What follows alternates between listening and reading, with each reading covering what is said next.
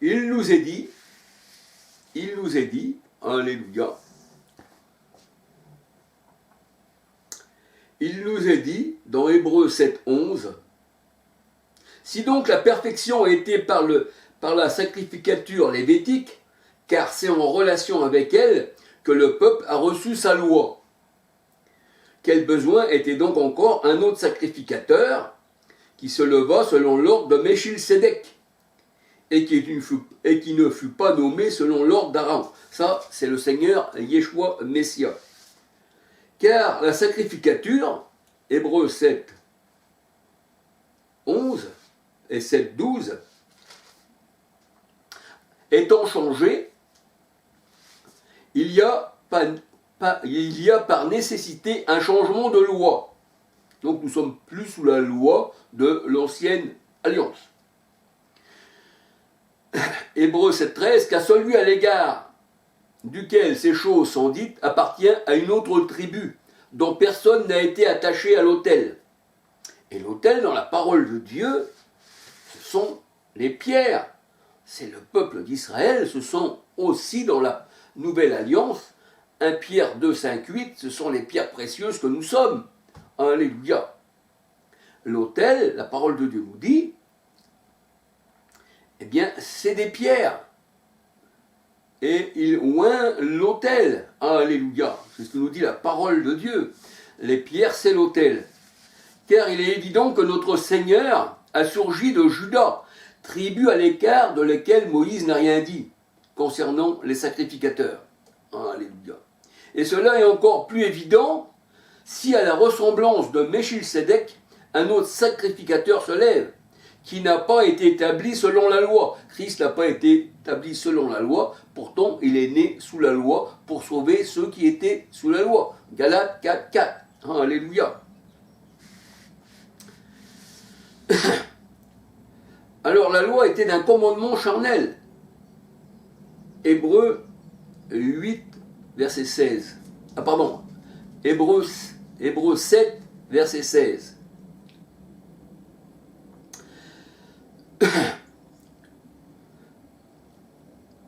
Alors je vais relire un petit peu plus haut. Alors, un autre sacrificateur se lève, qui n'a pas été établi selon la loi, c'est-à-dire le Christ, d'un commandement charnel. Donc la loi, c'était un commandement charnel. La parole de Dieu nous le dit dans Hébreux 7, verset 16. D'une puissance, d'une vie, mais on n'a pas été établi selon la loi d'un commandement charnel, mais selon la puissance d'une vie impérissable. C'est-à-dire, si on est en Christ, on a une vie impérissable. Alors, Hébreux 7, 17, car ce témoignage, lui, est rendu. Tu es sacrificateur pour l'éternité, selon l'ordre de Melchisédek. Car il y a une abrogation du commandement qui a précédé à cause de sa faiblesse. La loi était faible. Alléluia. C'est pas que la loi était mauvaise, mais la loi rendait les hommes faibles. La loi, les hommes ne pouvaient pas l'accomplir, en fait, comme on regarde. Alléluia. Parce que la loi était bonne, était sainte, mais pour les hommes, c'était comme un fardeau. Alléluia. Car il y a une abrogation du commandement qui a précédé à cause de sa faiblesse et de son inutilité. Car la loi n'a rien amené à la perfection. Et introduction d'une meilleure espérance par laquelle nous nous approchons de Dieu. Et en tant que cela n'a pas eu lieu. Sans serment, car ceux-là sont devenus sacrificateurs sans serment. C'est-à-dire l'ancienne alliance, les sacrificateurs, ça n'a pas une sacrificature avec serment. Mais la nouvelle alliance, elle est devenue avec serment. Alléluia. Et celui-ci est devenu avec serment, Hébreux 7, 21, par celui qui lui a dit, le Seigneur a juré, et ne se repentira pas, tu es sacrificateur pour l'éternité, selon l'ordre de Melchisédek. C'est une alliance au ton supérieur que Jésus a été fait le garant. Ceux-là étaient plusieurs sacrificateurs, c'est-à-dire de l'ancienne alliance, parce que la mort les empêchait de demeurer. La mort était sur eux. Mais celui-ci, Christ, parce qu'il demeure éternellement, il a la sacrificature qui ne se transmet pas. Donc le pape, quand il dit qu'il est le vicaire du Christ, c'est faux. Hébreux 7, 24, il a une sacrificature qui ne se transmet pas. Alléluia. Et le Seigneur est toujours vivant pour intercéder pour eux, car tel est notre souverain sacrificateur. Il nous convenait, il nous convenait. Il est saint, innocent, sans souillure, c'est-à-dire c'est un agneau sans péché. Il est séparé des pécheurs, élevé plus haut que les cieux, qui n'est pas journellement dans la nécessité, comme les souverains sacrificateurs, d'offrir, c'est-à-dire de l'ancienne alliance, d'offrir des sacrifices d'abord pour ses propres péchés, ensuite pour ceux du peuple, car cela, il l'a fait une fois pour toutes, s'offrant lui-même, car la loi établit pour souverain sacrificateur des hommes qui sont dans l'infirmité. Les hommes de l'ancienne alliance étaient dans l'infirmité. Ils ne voyaient pas clair, ils étaient infirmes, ils étaient boiteux. Mais le Seigneur se servait d'eux, mais ils étaient boiteux. Ils devaient avoir la vie en Jésus-Christ. Alléluia. Alors, Hébreux 7, là je suis au verset 28, mais la parole du sermon qui est après la loi établit un fils qui est consommé pour l'éternité. Alléluia. Et là, dans Hébreux 8, or la somme de ce que nous disons, c'est que nous avons un tel souverain sacrificateur qui s'est assis à la droite du trône de la majesté dans les lieux célestes, alléluia, ministre des lieux saints et du vrai tabernacle que le Seigneur a dressé, mais non pas l'homme. L'ancienne alliance, le tabernacle, c'était l'homme qui avait dressé tout ça, c'était fait de main d'homme. C'était charnel, c'était des lois charnelles, alléluia. Car tout souverain sacrificateur est établi pour offrir des dons et des sacrifices. C'est pourquoi il est nécessaire que celui aussi eût quelque chose à offrir. Si donc il était sur la terre, il ne serait pas sacrificateur, puisqu'il y a ceux qui offrent des dons selon la loi, lequel servent la figure de l'ombre des choses célestes. C'est-à-dire, les ombres, c'est l'ancienne alliance. La réalité est en Christ, dans la nouvelle alliance. Alléluia. Comme Moïse, quand il allait construire le tabernacle, a été averti divinement, car prends garde, dit-il, à faire toute chose selon le modèle qui t'a été montré sur la montagne. Or, maintenant, Christ a obtenu un ministère d'autant plus excellent qu'il est le médiateur d'une nouvelle alliance, qui est établie sur de meilleures promesses. Car si cette première alliance avait été irréprochable, c'est-à-dire la loi, il n'eût jamais été cherché de lieu pour une seconde. Car en censurant, il leur dit, voici des jours viennent, dit le Seigneur, où je conclurai pour la maison d'Israël et pour la maison de Juda une nouvelle alliance selon l'alliance que j'ai faite avec...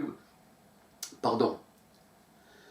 Il faudrait que je parle un peu plus vite, parce qu'en parlant un peu vite, je m'en mêle des crayons. Hébreux 7, 8. Voici des jours viennent, dit le Seigneur, et je conclurai pour la maison d'Israël et pour la maison de Juda une nouvelle alliance, non selon l'alliance que j'ai faite avec vos pères, au jour où je les pris par la main, fallait les prendre par la main, pour les tirer du pays d'Égypte, car ils n'ont pas persévéré dans mon alliance, et moi je les ai délaissés, dit le Seigneur. C'est pour ça que le Seigneur laissait faire en Israël tout ce qu'il voulait, dont Juge 17. Alléluia. Chacun faisait ce qu'il voulait en Israël, il n'y avait pas de roi. Et là, le Seigneur dit, je les ai laissés. Car c'est ici l'alliance que j'établis pour la maison d'Israël. Après ces jours, dit le Seigneur, en mettant mes lois dans leur entendement, c'est-à-dire dans notre cœur, je les écrirai aussi sur leur cœur. Comme Paul dans 1 Corinthiens 3.3 qui disait que nous sommes une lettre de Christ et il a écrit sur nos cœurs, avec l'esprit du Dieu vivant. Et ils seront mon peuple, et ils n'enseigneront point chacun son concitoyen et chacun son frère en disant « Connais le Seigneur », car ils me connaîtront du plus petit au plus grand. Car je serai clément à l'égard de leur injustice. Le Seigneur dit, si vous avez péché, je serai clément à l'égard de votre injustice. Et je ne me souviendrai plus jamais de vos péchés, ni de votre iniquité. En disant une nouvelle alliance, il a rendu ancienne la première. Or, ce qui est ancien est prêt de vieillir et de disparaître. Et dans Hébreux 9, la parole de Dieu nous dit, la première donc alliance avait des ordonnances pour le culte et le sanctuaire, un sanctuaire terrestre. Donc, le sanctuaire était terrestre, on dit que là nous sommes une maison spirituelle, alléluia. Car un tabernacle fut construit, le premier qui était appelé saint, dans lequel était le chandelier. Alléluia. Alors je vais aller un peu plus loin, dans Hébreux 9. Hébreux 9, 6. Or, ces choses étant ainsi disposées, les sacrificateurs entrent constamment dans le premier tabernacle, accomplissant le service. Mais dans le second, seul le souverain sacrificateur entre une fois l'an, non sans du sang qu'il offre pour lui-même et pour les fautes du peuple, alléluia, les fautes, même pour lui-même, le sacrificateur, indiquant ceci, le chemin des lieux saints n'a pas encore été manifesté, tandis que le premier tabernacle était encore à sa place. Ça voulait dire que tant que le premier tabernacle était encore à sa place, le premier temple, il fallait qu'il soit détruit et qu'on rentre pleinement dans la grâce. Alléluia. Alors, Hébreux 9, 9, lequel est la figure pour le temps présent dans lequel sont offerts les dons et les sacrifices qui ne peuvent pas rendre parfait quant à la conscience. C'est pour ça que c'est la parole, hein, laver le cœur d'une bonne conscience, Hébreux 10, 22. Et là, dans Hébreux 9, nous dit que eh bien, les dons et les sacrifices ne peuvent pas rendre parfait quant à la conscience celui qui prend ce culte, c'est-à-dire le culte de la loi. Alléluia. Culte qui consiste seulement en viande. Parce que ça, la viande représente dans la parole de Dieu, 1 Corinthiens 15, verset 50, ça représente le charnel. Ordonnance charnelle imposée jusqu'à un temps de redressement, de réforme. Hébreux 9, 10. Hébreux 9, 11. Mais Christ est venu, souverain sacrificateur des biens à venir, par le tabernacle plus grand et plus parfait, qui n'est pas fait de main d'homme. C'est-à-dire que notre sacrificature n'a pas été faite de main d'homme dans la nouvelle alliance. Alléluia. L'église n'a pas été faite de main d'homme. Le temple n'a pas été fait de main d'homme, parce que nous sommes le temple de Dieu. Alléluia. C'est-à-dire qu'il n'est pas de cette création. Et non avec le sang des boucs et des veaux, mais avec son propre sang. Il est entré une fois pour toutes, le Christ, dans les lieux saints, ayant obtenu une rédemption éternelle. Car si le sang des boucs et des taureaux et la cendre d'une génisse, avec lequel on fait aspersion sur ceux qui sont souillés, sanctifie pour la pureté de la chair, combien plus le sang du Christ qui par l'Esprit éternel s'est offert à Dieu, purifiera-t-il votre conscience des œuvres mortes. C'est-à-dire que dans l'ancienne alliance, c'était des œuvres mortes. Quand les prophètes étaient saisis par l'Esprit, alléluia, ainsi parle l'Éternel, et qu'ils étaient poussés par cet Esprit à parler, ils ne pouvaient pas dire de mensonges. Par eux-mêmes, ils étaient impurs, puisque leur péché n'était pardonné. Les péchés sont pardonnés qu'en Christ. Voici l'agneau de Dieu qui ôte les péchés du monde. Alléluia. Mais le Seigneur se servait des pécheurs. Alléluia. Et parmi ces pécheurs, il savait qui il allait purifier, qu'il allait être le peuple élu de Dieu. Alléluia. La parole de Dieu nous dit, il ne nous a pas choisis parce que nous faisions de mauvaises œuvres ou de bonnes œuvres.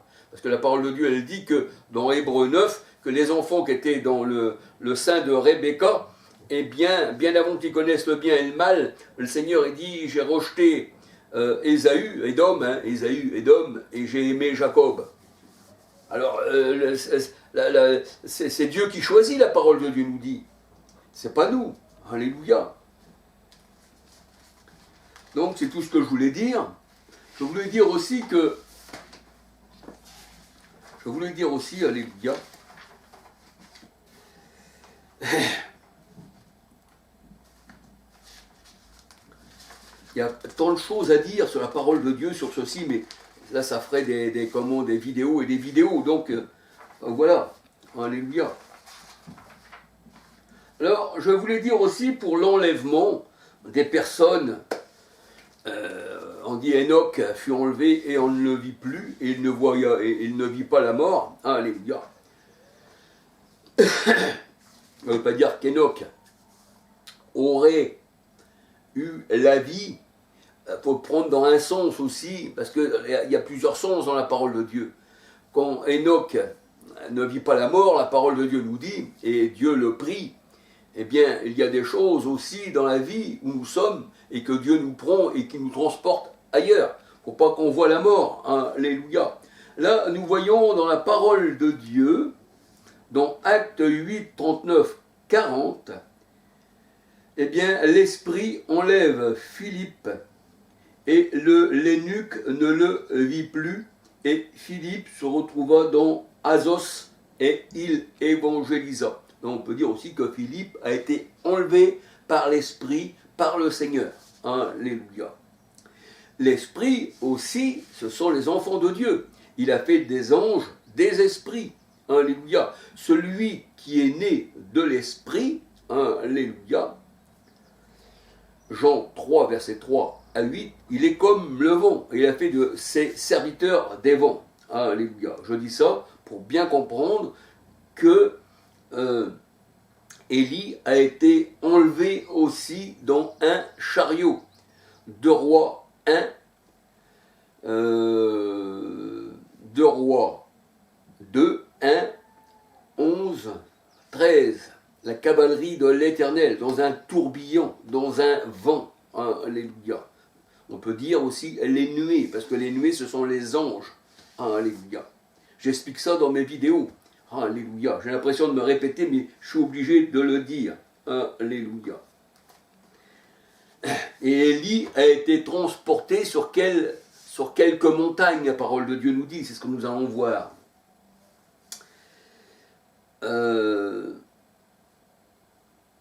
Alors on peut dire dans Ézéchiel 11, 24 que Ézéchiel fut transporté en esprit dans une vision. Il fut transporté en Chaldée. Alléluia. Ézéchiel 11, 24.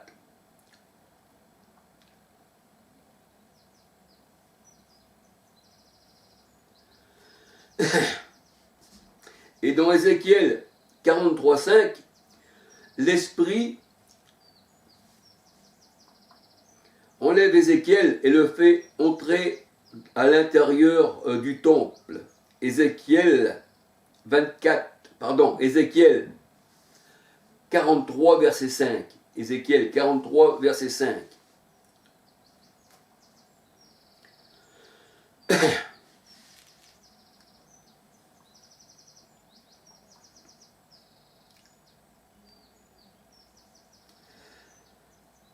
Alors dans Hébreux 11, verset 5. Hébreux 11, verset 5. Nous voyons dans Hébreux 11, 5, on va lire.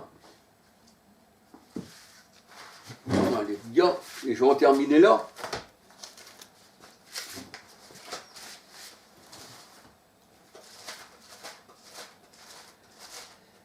Hébreux 11, 5. Hébreux 11, 5. C'est par la foi qu'Enoch fut levé pour qu'il ne voie point la mort. Il n'eût paraît plus parce que Dieu l'avait enlevé. Car avant son enlèvement, il avait reçu le témoignage qui était agréable à Dieu. Alléluia. Donc, nous voyons que c'est pas parce que Dieu nous enlève par l'Esprit, alléluia, que nous ne revenons pas. Alléluia.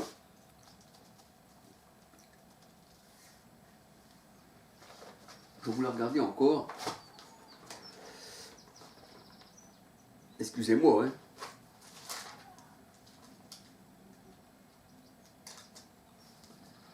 Alors quand Élie fut élevé au ciel dans un chariot de feu, alléluia, eh bien, dans 2 Rois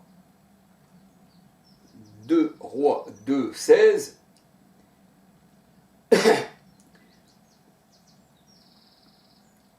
on voit que,